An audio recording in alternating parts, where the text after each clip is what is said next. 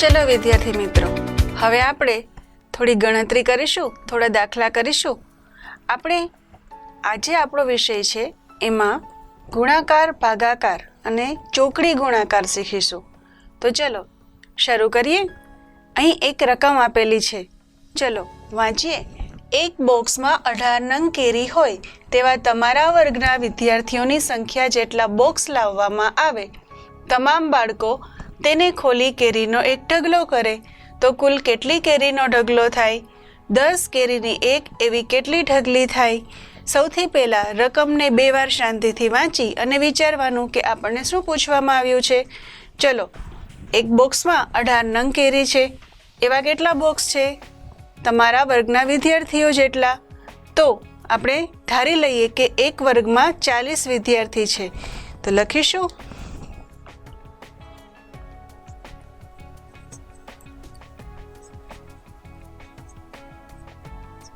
ધારો કે એક વર્ગના વિદ્યાર્થીની સંખ્યા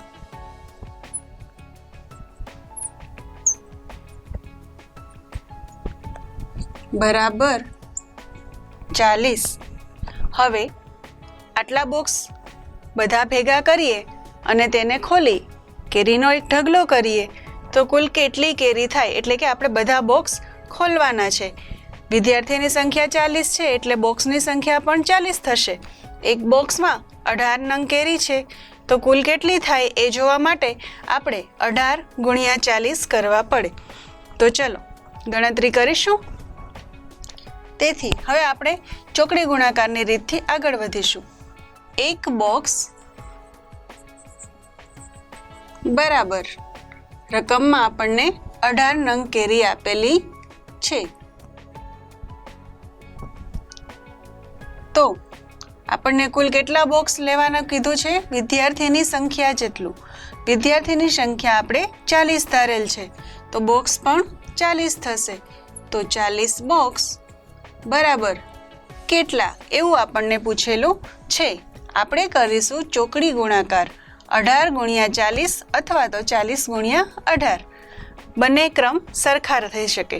તો ચાલો રફ વર્કમાં ગુણાકાર કરીશું. જ્યારે કોઈ પણ બે સંખ્યાનો ગુણાકાર હોય અને 0 હોય ત્યારે આપણે એક સરળ ગુણાકાર પણ કરી શકીએ 18 ગુણ્યા 4નો. 18 ગુણ્યા 4 તો 18 4 ઘડીઓ બોલો. 18 4 કેટલા થશે? 72. હવે આપણે 40ની બાજુનો જે શૂન્ય છે એ લગાવીશું. તો 18 ગુણ્યા 40 બરાબર 720 મળે. તો આપણે આગળનો એક પદ લખીશું 18 ગુણ્યા 40 બરાબર 720. તો આપણને કુલ કેટલી કેરીનો ઢગલો મળે છે? તેથી કરીને લખીશું જે આપણને વાક્ય પૂછેલું છે એ જ આપણે જવાબમાં પણ લખીશું. કુલ કેટલી કેરીનો ઢગલો થાય?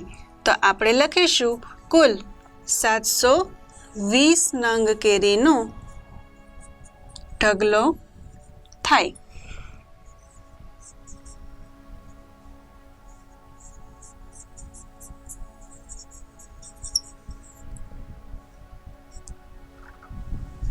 હવે આપણને પૂછેલું છે 10 કેરીની એક એવી કેટલી ઢગલી થાય? 10 કેરીની એક એવી કેટલી ઢગલી? તો આપણે આ જ રીતે ફરીવાર ચોકડી ગુણાકાર કરીશું. 10 કેરી બરાબર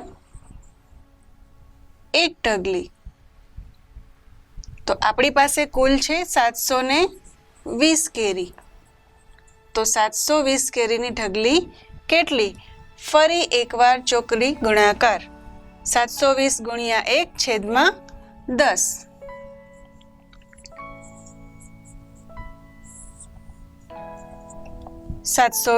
ગુણ્યા 1 છેદમાં 10 જોઈશું શું જવાબ આવે છે.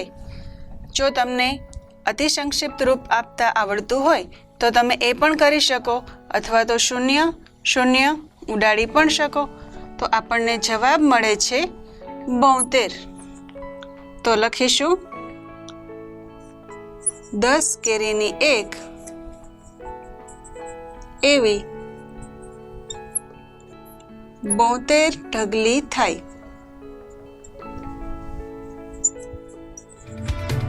સમજાઈ ગયું વિદ્યાર્થી મિત્રો?